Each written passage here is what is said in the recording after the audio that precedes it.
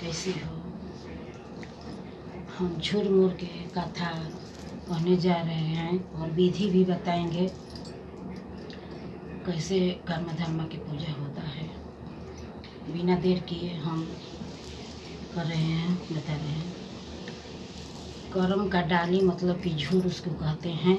कहीं से भी भाई लोग झूर लेकर आते हैं या कोई भी झूर लेकर के आप अपने व्यवस्था के अनुसार आंगन में लगाइए या छत पर कहीं भी छिपा में ले करके, या कहीं अगर मिट्टी का आंगन है तो उसमें खल्ला कोड़ करके आप लगा सकती हैं।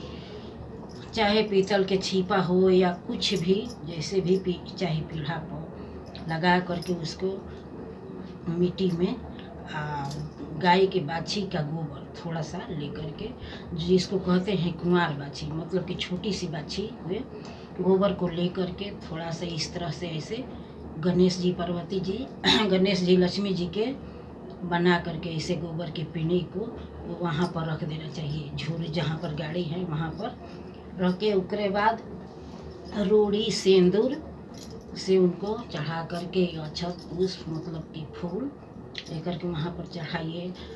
और अपने साम के अनुसार फल लेकर, जैसे कि खीरा, ककड़ी, सेव, केला, बाल जो भी हो अपना अनुसार शाम के अनुसार वहाँ पर चढ़ाइए। उसके बाद आप गीत भजन गाइए, गंगा जी के गीत गाइए। उसके बाद भाई को गीत गाइए। मैं झुरमुर के भाई को गीत बहुत सारा डाले हैं वीडियो बनाए हैं झुरमुर के भाई के गीत, आप उसमें से सीख कर गा सकती हैं। अब हम बिना देर किए झुरमुर की कथा बता रहे हैं, ध्यान से सुनिएगा। आप चाहेगी तो वहाँ पर आपको याद नहीं होगा तो आप वहाँ पर मोबाइल रख के कथा सुन सकती है। गीत गाने के बाद गीत सब अपना भाई के, गंगा जी के 5 ठो गाइए, फिर भाई के 5 ठो गाइए, जितने अनुसार अपन जितना गा सकती है। 1 ठो 2 ठो 5 ठो 7 ठो है तभी न कोई गाएगा। अच्छा, तो अब देखिए, अब कथा शुरू कर रहे हैं। इस तरह से हाथ जोड़िए, हाथ में पुष्प लेकर के, फूल लेकर के इस तरह से ऐसे हाथ जोड़कर ध्यान से कथा सुनिए। एक गांव में वृंदा वृंदी लोग रहते थे, मतलब कि बूढ़ा बूढ़ी रहते थे। उन लोगों का कोई संतान नहीं था, बहुत बेचारे चिंता में रहते थे। भाग संजोग से पूजा पाठ तपस्या करने के बाद उनको 7 पुत्र की प्राप्ति हुई। ध्यान से सुनिएगा, 7 बेटा की माँ बनी। अच्छा, उसी 7 पुत्रों में से 2 का नाम था कर्मु और धर्मु। कर्मु धर्मु, 7 लड़कों में से 2 का नाम था कर्मु और धर्मु। यही 2 लड़कों पर पूरा कहानी है झुरमुर के। कर्मु धर्मु, एक साल की बात है कि बहुत सा अकाल पड़ गया था। इसके कारण खाने पर लाले पड़ने लगे, गरीबी अवस्था हो गई। तब दोनों भाइयों ने सोचा, कर्मु और धर्मु, कि चला बाहर चले, वहीं पर कुछ किया जाएगा। तो बाहर दोनों ने विदेश चले गए या कहीं बाहर भी कमाने चले गए। वहाँ पर जाने के बाद कुछ दिनों के बाद उन लोगों के पास बहुत सारा पैसा हो गया, संपत्ति हो गया। तब उन लोगों के परिवार का याद आने लगा। तब सोचे लोग कि चलो, हमारे यहाँ इतना पैसा हो ही गया है, अब चले परिवार के पास। उन दोनों भाइयों ने चल दिए वहाँ से अपने गांव की ओर। चलते चलते जंगल झाड़, चलते चलते बेचारे थक चुके थे। तब एक पेड़ के नीचे बैठकर आराम करने लगे। तब धर्मों का लहूशंका लगा। लहूशंका मतलब आप लोग जानते ही हैं, लहूशंका लगा। तो वहाँ से कुछ दूरी पर चला गया, अपने भाई को छोड़कर, सारा धन संपत्ति वहीं पर छोड़कर भाई की अथी में छोड़कर चला गया।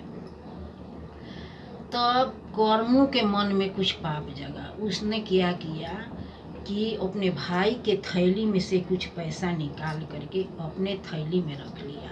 देखिए मन का पाप। अपने भाई धर्मु के थैली में से पैसे निकाल करके उसने अपने थैली में डाल लिया। कुछ देर के बाद धर्मु आया तो वो तो ये सब बात से अनजान था बेचारा। फिर दोनों चलने लगा। वहाँ से चलते चलते राह ख़त्म हुई भी नहीं कर रहा था, क्या करे बेचारा। तब राहगीर से बोला कि मेरे यहाँ थोड़ा सा खबर कर दो, मेरे घर वालों आकर के मुझे ले जाएंगे किसी तरह। लेकिन घर वाला कोई नहीं गया उन लोगों को लेने के लिए। दोनों अपने आए घर पर तो क्या देखा कि दोनों भाइयों की पत्नी अपने बाल बच्चा बेटा बेटी के साथ करम के डाली लेकर पूजा कर रहे हैं लोग। तब धर्मों ने क्या किया कि पूजा में वो भी शामिल हो गया। देखिए झूल रखा हुआ है, उनकी बेटी पत्नी पतोह जो भी है परिवार में सब लोग पूजा के लिए बैठे हुए हैं। कर्मों क्या किया, उसने उस डाली को कबार करके, जिसको झूल कहते हैं, उसको कबार करके कहीं होने उधर फेंक दिया।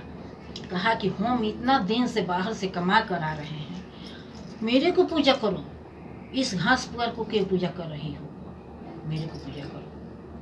अच्छा, इसी तरह समय बीतने लगा। सारा जो कमाए था, धन लेकर आया था, वो सब खत्म हो गया।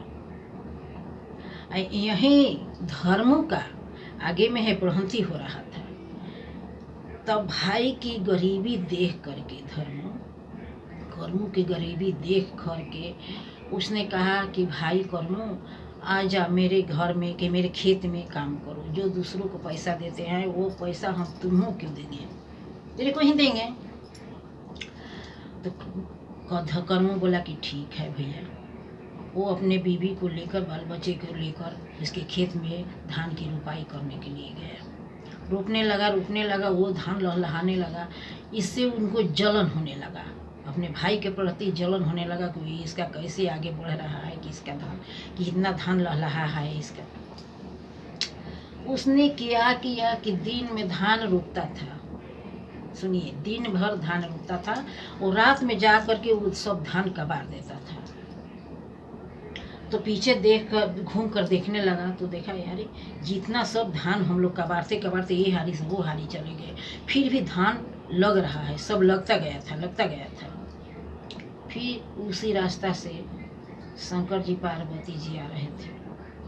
तो पार्वती जी बोली, देखो ये देखिए कितना मूर्ख है, अपने भाई के प्रति इसका कितना गलत सब इसका है, जो देखिए सब कबार है। उसने आकाशवाणी की, पार्वती जी आकाशवाणी की, अरे मूर्ख ये तू क्या कर रहा है, इसका फल तुम्हें भुगतना पड़ेगा। तब कर्मों डर गया। तो उसने बोला कि इससे बचने के लिए मैं क्या करूं। तब पार्वती जी ने बोली कि तुमको करम की डाली ले करके, जिसको झूल कहते हैं, करम की डाली ले करके उसको पूजन करो अपने परिवार के साथ में। ये ठीक है।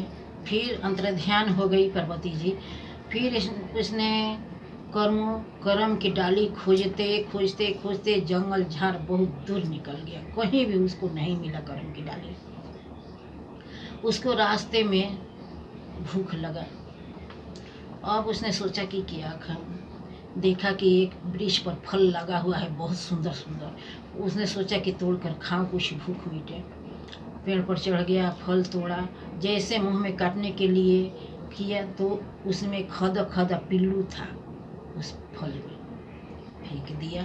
फिर आगे बढ़ा तो एक बुढ़िया चूरा कूट रही थी, धान चूरा कूट रही थी। तो सोचा कि जाते हैं वो माता जी से एक मुट्ठी ले करके चूरा खाएंगे, जिससे मेरे पेट के भूख मिटेगा। गया बुढ़िया के पास तो क्या देखा कि बुढ़िया धान कूट रही है चूरा, लेकिन उसमें चूरा नहीं है, भूसा है, भूसा को कूट रही है। अच्छा, फिर आगे बढ़ा तो एक ग्वाला दूध दूह रहा था, अपने गैया को दूध दूह रहा था। तो उसने सोचा कि चलते हैं, थोड़ा सा दूध मांग कर पी लेंगे, जिससे भूख मिटेगी।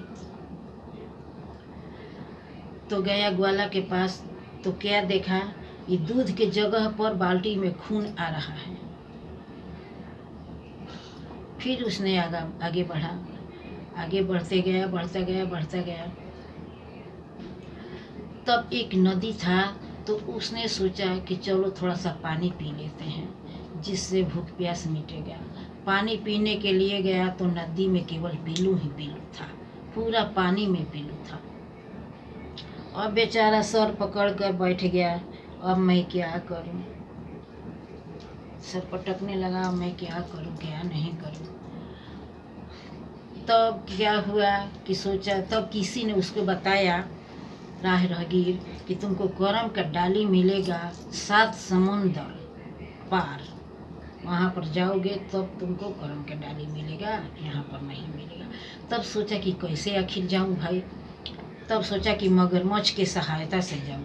तो किनारे मगरमच्छ था, तो मगरमच्छ के पास गया तो देखा कि मगरमच्छ तो खुद ही पानी के बिना तड़प रहा है, वो इसको कैसे पार लगाएगा।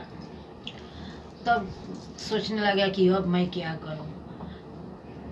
तब कुछ लोगों ने कहा कि कछुए के सहायता से तुम जा सकते हो। तो कछुआ से बोला कि हमको भाई पार लगा दो, वहाँ पर जाने दीजिए, लेकर चलिए मुझे। तो कछुआ ने कहा कि ठीक है, हम ले चलेंगे। तो कछुआ के सहायता से 7 समुंदर पार को गया और वहाँ से करम की डाली लेकर लौट आया। तो सबसे पहले वो गया नदी के किनारे, जहाँ पर पानी पीने के लिए गया था, वहाँ पर पीलू था। तब नदी से कहा कि देखो तुम्हारे नदी में कीड़ा पड़ गया है, क्यों कीड़ा पड़ा है हम बताते हैं। परबैतीन जो भूखी प्यासी थी वो आई थी पानी पीने के लिए, और राजा ने पानी उसको पीने नहीं दिया, जो नदी का मालिक था पीने नहीं दिया, इसी के चलते वो नदी में पीलू है। तब मगरमच्छ पानी के बिना तड़प रहा था, तो मगरमच्छ को भी बताया उसने कि तू इसलिए तड़प रहा है कि नदी में जो परबैतीन आई थी नहाने के लिए, एक वृंदा औरत आई थी नहाने के लिए, उसी को तू खा लिया है, इसी के चलते जल रहते हुए तुमको पीने का पानी नहीं मिल रहा है। हो गया। फिर वहाँ से आगे बढ़ा तो जो बगीचा था, जो वहाँ पर फल खाने के लिए गया था, उसका मालिक था वहीं पर। तो उसने बोला कि फल ये क्यों हो गया है इस तरह से, पिल्लू इसमें फल में पिल्लू है। तो उसने बोला कि राह राहगीर जाता है तो सोचता है कि एक ठो फल तोड़कर खा ले, और उसका मालिक दे नहीं रहा था फल तोड़कर खाने के लिए, राहगीर को एक भी फल नहीं दे रहा था, इसी के चलते उसके फल में कीड़ा लग गया है। फिर आगे बढ़ा उसने तो वहीं बुढ़िया के पास गया। तो बुढ़िया के पास गया तो बुढ़िया से कहा कि देखिए तुम्हारे धान से चूड़ा नहीं निकल रहा है, भूसा निकल रहा है, क्यों हम बताते हैं। तुम चूड़ा बेचती हो तो उसमें कूड़ा कर जैसे कि भूसा भूसी उसमें डालकर बेचती हो, ताकि मैंने ज़्यादा चढ़े कम चढ़े, गंदा बेचती हो, इसी के चलते तुम्हारे धान में चूड़ा नहीं निकल रहा है, भूसा निकल रहा है। अच्छा, फिर आगे बढ़ा उसने तो वहीं ग्वाला के पास गया। तो ग्वाला से कहा कि देखिए तुम्हारी गैया भैंसिया दूध की जगह पर खून दे रही है, इसलिए दे रही है कि तू दूध में पानी मिलाकर बेचता है, गरीब अमीर सब लेता है तुम्हारे दूध, किस तरह से कैसे लेता है तुम नहीं जानते हो, लेकिन तू दूध में पानी मिला रहा है, इसी के चलते तुम्हारे गैया भैंसिया दूध की जगह पर खून दे रही है। देखिए सबका कर्म कमाई यहीं पर मिलता है। फिर वो भी हुआ। फिर आगे बढ़ा तो क्या होता है कि अपने परिवार के पास आया, सबको साथ में लेकर आते, जिसके पास गया था सब लोग आ गए इनके यहाँ।